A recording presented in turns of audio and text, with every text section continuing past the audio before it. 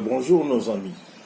Hier on a parlé sur les transistors, on a parlé sur les différents types de transistors, PNP, NPN, saturé, et ainsi de suite.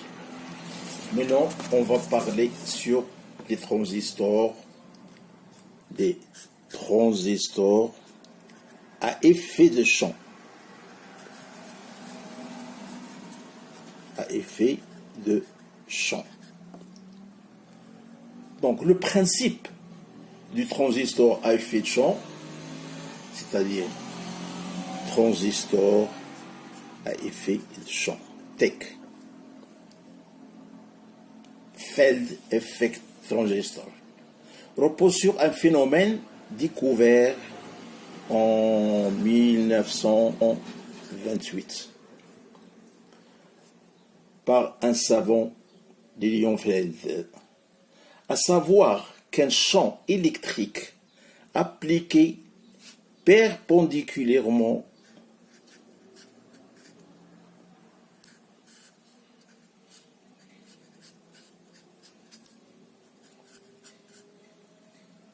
à une mince couche de semi-conducteurs,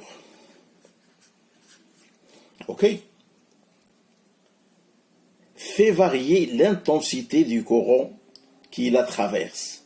Cette idée a été reprise par Shockley dans son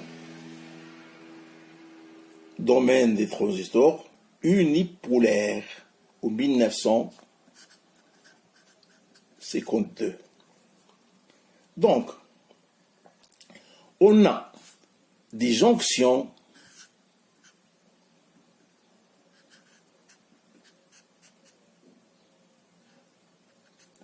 qu'on appelle FET et MOS, toujours FET. On distingue essentiellement deux types de FET, c'est-à-dire Field Effect Transistor, où le champ électrique est produit par une jonction. Alors, les MOSFET, c'est-à-dire métal oxyde semi-conducteur, FET, où le champ électrique est produit par une grille isolée. D'une manière ou autre, les FET, c'est-à-dire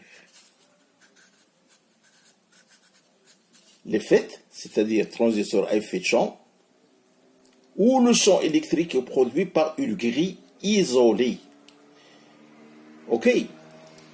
où circule un courant au moyen de deux électrodes, la source qui s'appelle le drain, qui sont connectés au canal.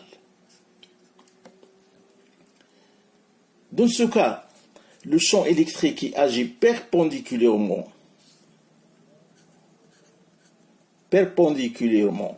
sur le courant qui circule est introduit par une troisième électrode, la grille qu'on appelle gate. Alors, on a passé par la diode, on est introduit dans le transistor, c'est-à-dire l'assemblage de deux diodes, mais non, le champ électrique qui agit perpendiculairement sur le courant qui circule est introduit par une troisième électrode, la grille qu'on appelle gate, ou bien gâchette. Représentation et réalisation. La réalisation des FET se fait par les procédés classiques de réalisation des semi-conducteurs.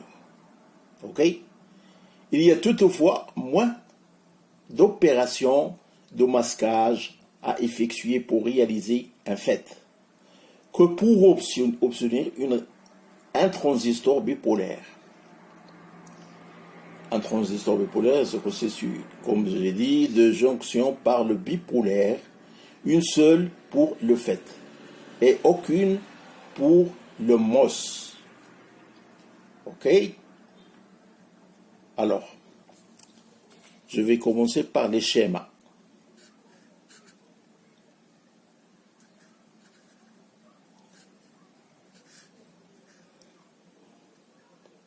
Canal, qu'on appelle ici canal N, et canal P. Toujours le même.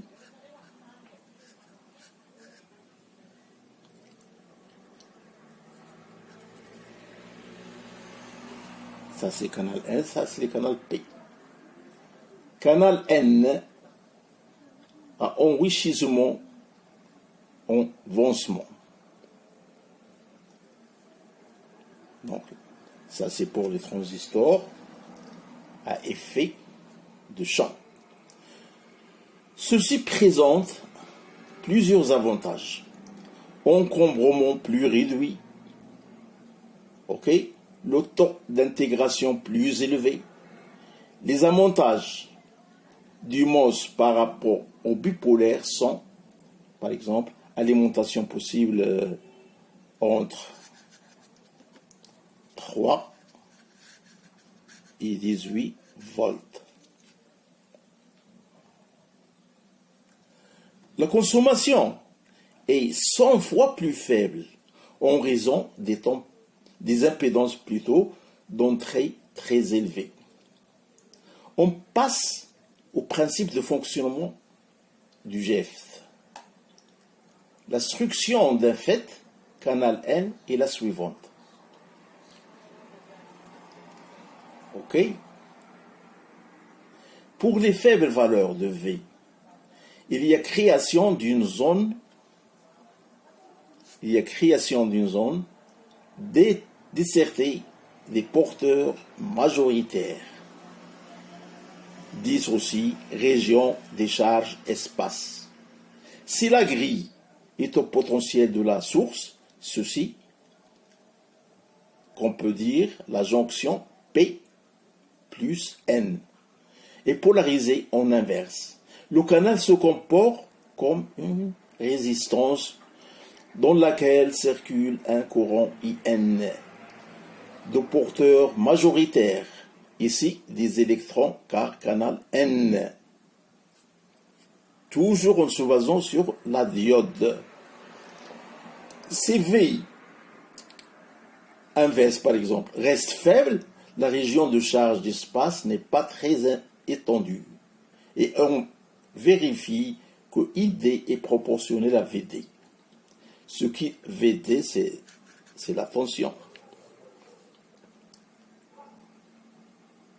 Alors, la région de charge d'espace n'est pas très étendue et on vérifie que ID est proportionnel à VD. Ce qui signifie que sa résistance du calcul est constante. Quand V augmente, le courant augmente. La zone désertée détend davantage. Dans le canal, la section offerte au passage des électrons plutôt diminue et la caractéristique s'incurve. Alors, dans ce cas-là, on voit que VD est supérieur à V de Gates. Lorsque V2 atteint et dépasse V Gate, appelé tension de pincement, le courant ID ne varie plus avec VD. Il reste toujours constant. Cela d'une part. Alors, si on porte la grille à un potentiel négatif par rapport à la source, la région de charge d'espace s'étend davantage dans le canal. Quand je dis le canal, c'est ça. Qu'il y a donc une section plus faible et ID diminue.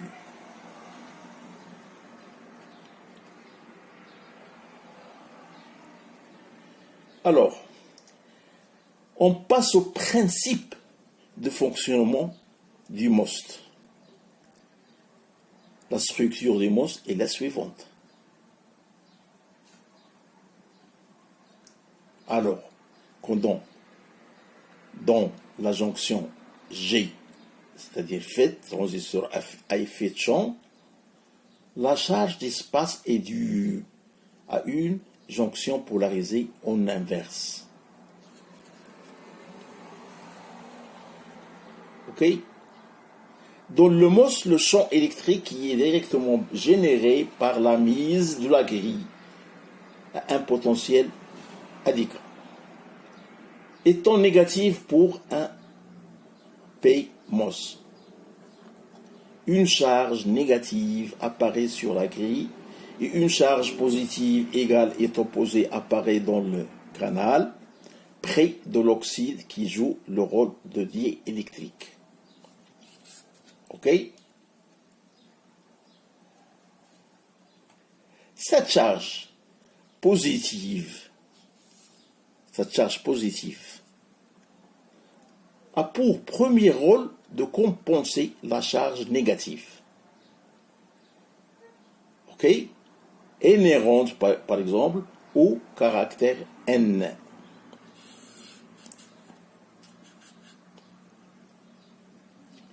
Du substrat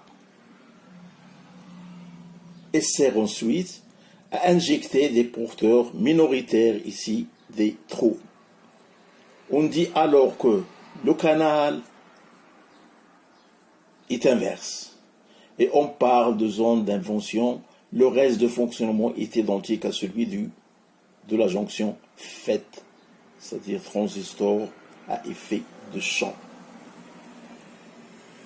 Chronologiquement, le PMOS a été utilisé avant le NMOS en raison de sa facilité de mise en œuvre, bien que les fonctionnements soient identiques aux polarisations près. On constate cependant quelques différences très importantes entre PMOS et NMOS. Avec PMOS, conducteur par trou, alors c'est pour NMOS, conducteur par électron. Vous voyez? Donc, le NMOS est plus rapide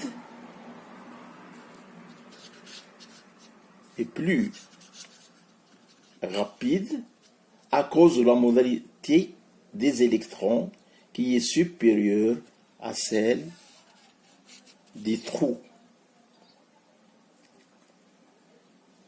Aussi, on voit que la tension du seuil de PMOS, toujours, est de 5 volts. Donc, celui de la tension du seuil du NMOS est toujours 2 volts. Ce qui permet d'utiliser des tensions d'alimentation plus faibles pour les NMOS.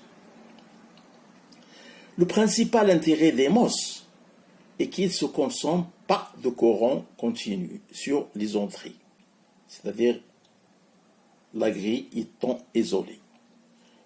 Et de plus, on peut dire que le procédé de fabrication est plus simple que celui des transistors bipolaires. Et on sait réaliser des transistors PN sur le même substrat. On obtient alors des fonctions logiques à faible consommation en circuit MOS. Ok? On passe au circuit logique.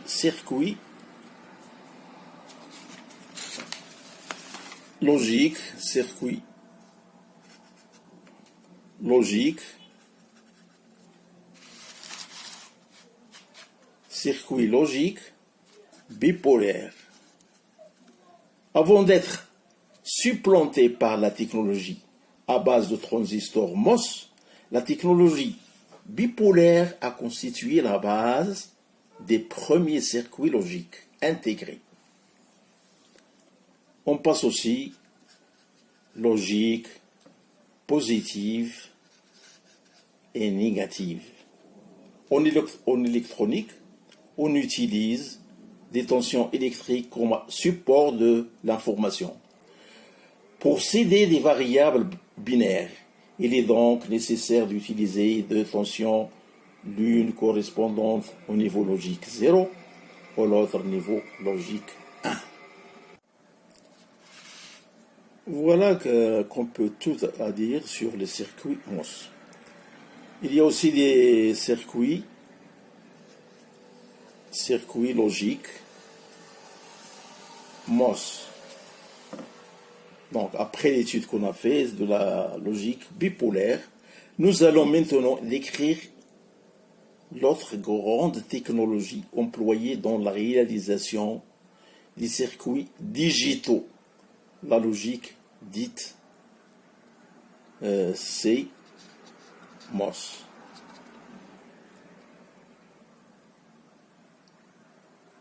Si vous voulez, on l'a défini par complementary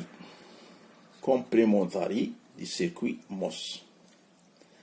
D'où la technologie CMOS réaliser des circuits logiques en utilisant des transistors complémentaires, c'est-à-dire type PMOS et NMOS. On passe à la cellule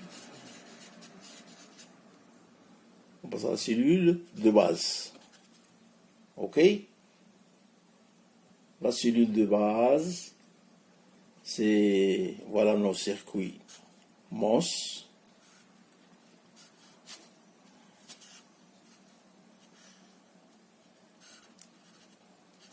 On a notre entrée ici.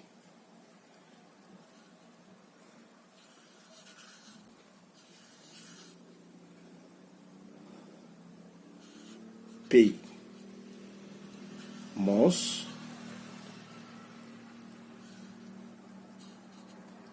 N MOS, on a notre sortie S. Ici, on applique notre VCC. OK? Ça, c'est une cellule complementary MOS. La grille de transistors PMOS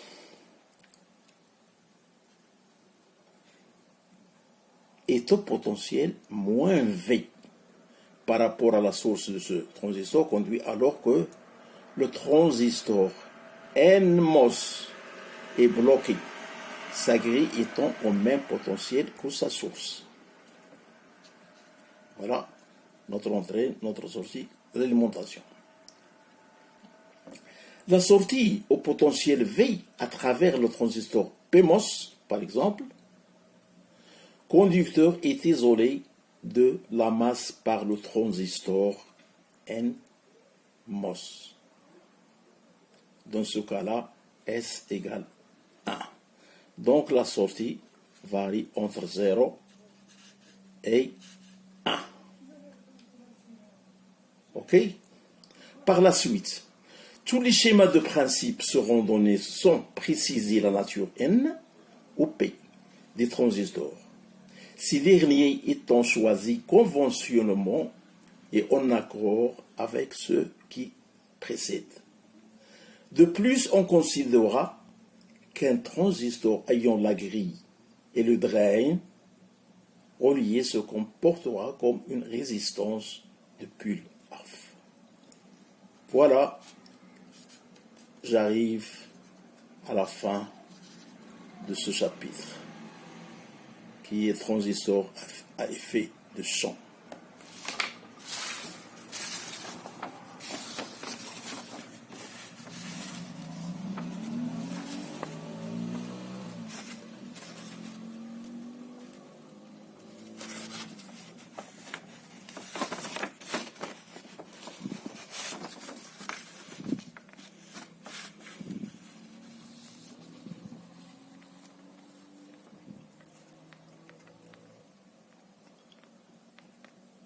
et à la prochaine.